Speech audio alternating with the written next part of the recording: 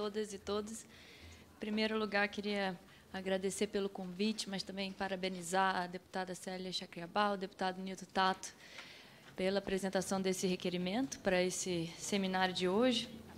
Opa, deixa eu trocar aqui. Não, acho que vou continuar aqui, então. Cumprimentar também o deputado José Priante, presidente da Comissão de Meio Ambiente e Desenvolvimento Sustentável, e meus colegas de mesa. É um prazer. Ontem estávamos juntos, a Suliette, a Hanna, na UTCA, discutindo a estratégia de implementar a Declaração de Belém, da Cúpula da Amazônia, e hoje aqui, e o Hugo, Ângelo. É um prazer estar aqui. Eu sou Mayara Folia, sou diretora executiva da plataforma Cipó, que é um instituto de pesquisa independente, sem fins lucrativos, que busca atuar na promoção do desenvolvimento sustentável e da ação climática, tanto na vertente doméstica quanto internacional. E, diante desse contexto de reflexão que a gente está fazendo hoje sobre a preparação do Brasil e dos parlamentares brasileiros para a participação da COP, né, a 28ª edição da Conferência das Partes da Convenção Quadro da ONU sobre Mudança de Clima, já que meus colegas já cobriram bastante o que está em jogo, em termos de emissão, etc., eu pensei em cobrir um pouquinho do contexto que a gente está enfrentando internacionalmente no momento em que, certamente, infelizmente, impactará o resultado dessa COP, porque a gente precisa entender que a COP não acontece num vácuo, né? E, internacionalmente, hoje, o que a gente tem? Nos últimos 2 anos, a gente teve a eclosão de uma guerra na Europa, que já matou quase 200 mil pessoas, e a gente ainda não vê nenhuma perspectiva de término. Nos últimos dias, né, um novo conflito que reemergeu. Ontem a gente viu um hospital ser bombardeado, só nesse episódio, mais de 500 pessoas civis mortas. E isso tudo gera tensões, desconfianças e desacordos que impactam as negociações multilaterais em todas as áreas, e o clima não fica imune disso. Então, quando a gente olha para a governança climática, qual que é a perspectiva? Acho que é importante a gente lembrar que, em junho desse ano, houve uma reunião preparatória para a COP, em Bonn, na Alemanha, e os delegados dos países, eles passaram 9 dos 10 dias da reunião preparatória para concordar numa agenda para a reunião. E isso se deveu, sobretudo, porque, de um lado, os países desenvolvidos diziam que a gente precisava discutir e colocar na agenda um plano de trabalho para implementar as metas de redução de emissões, e, por outro lado, países em desenvolvimento, inclusive o Brasil, falaram: não, a gente não vai botar na pauta discutir implementação se a gente não colocar na pauta o que a gente pode fazer para aumentar as contribuições financeiras dos países ricos para os países em desenvolvimento conseguirem, na prática, implementar as suas metas de mitigação. Então, esse impasse, né, essa falta de desconfiança quase que total no sistema ONU, de maneira geral, que não tem conseguido lidar com as crises, seja climática, seja de segurança, e um impasse nessas negociações preparatórias para a COP, que deveriam ser técnicas, mas têm sido cada vez mais politizadas, nos deixam com pouquíssimas expectativas, além do fato que já foi mencionado que a gente tem, né, um presidente da COP que representa o setor de combustíveis fósseis.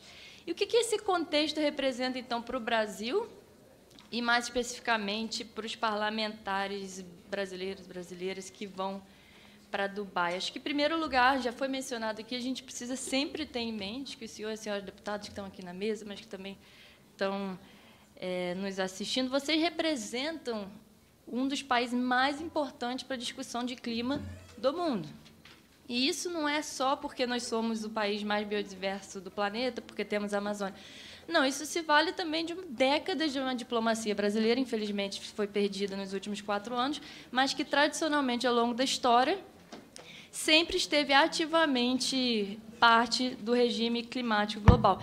A Convenção da ONU de Clima, que a gente vai para Dubai se reunir ao redor dela, a gente não pode esquecer que a origem dela foi aqui, no Brasil, no Rio de Janeiro, 1992 é a origem da Convenção do Clima. O Brasil teve um papel central na negociação dos Objetivos de Desenvolvimento Sustentável, do Acordo de Paris, e, claro, como já foi mencionado, vai ser o país sede da COP 30. Então, isso significa que o que a gente discute aqui nesse parlamento, que discute, que se aprova, o que se deixa de aprovar, ele repercute no mundo inteiro. E eu fiquei chocada um pouco com esse dado, né? São mais de 1.000, que a deputada Célia Chacriabal trouxe, que são mais de 1.000 projetos de lei que têm impacto ao meio ambiente. essas discussões estão repercutindo no mundo. E quando a gente considera, então, o tema da nossa mesa, as NDCs, aí meus colegas já explicaram muito bem, mas é bom a gente lembrar que, quando se trata das emissões de gases poluentes no Brasil, são duas as principais fontes, né? A mudança no uso da terra, sobretudo desmatamento, e o setor energético.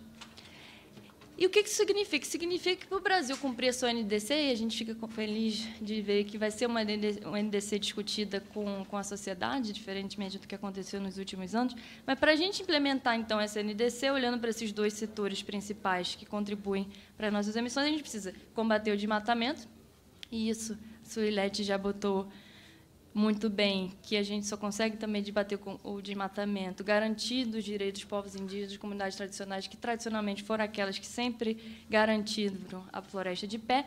E, por outro lado, em segundo lugar, a gente precisa promover uma transição energética para fontes limpas e renováveis, como também meus colegas já falaram. Então, no caminho daqui até Dubai, mas daqui até 2025, em Belém, esse parlamento vai precisar decidir que mensagem ele quer passar para o mundo.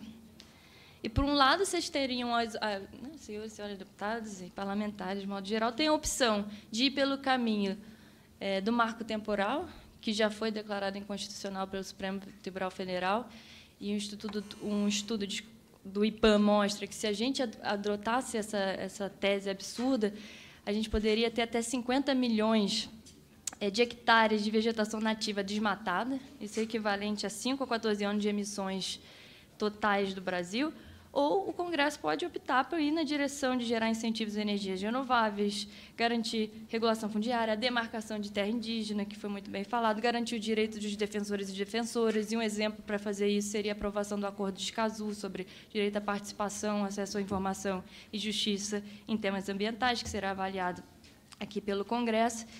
Então, para concluir, eu acho que queria dizer que, assim, está muito claro que o parlamento tem um papel fundamental em escolher se o Brasil chega em Belém, em 2025, com a credibilidade de dizer para os outros países, olha, façam como eu faço, ou se ele chega em Belém com a credibilidade totalmente minada, o que põe em risco a própria COP. E é importante lembrar que, se a COP 28, 29 e 30 falharem, isso significa que o mundo não vai conseguir garantir a meta do Acordo de Paris de manter o aumento da temperatura até 2 graus Celsius, em comparação aos níveis pré-industriais. E quem vai sofrer com isso? Claro que todos nós, mas, sobretudo, povos indígenas, populações negras, periféricas. Então, façam um chamado aí para a gente evitar esse cenário e agir, e realmente dizer ao que o Brasil voltou, e a gente conte com a sociedade civil também para apoiar nesse processo. Obrigada. Muito obrigado, Mayra. Concedo a palavra à senhora Hanna Balieiro, diretora executiva do Instituto Mapinguari. Por favor. Olá, muito bom dia a todos. Eu gostaria de saudar a mesa, agradecer o convite também do GT Clima por possibilitar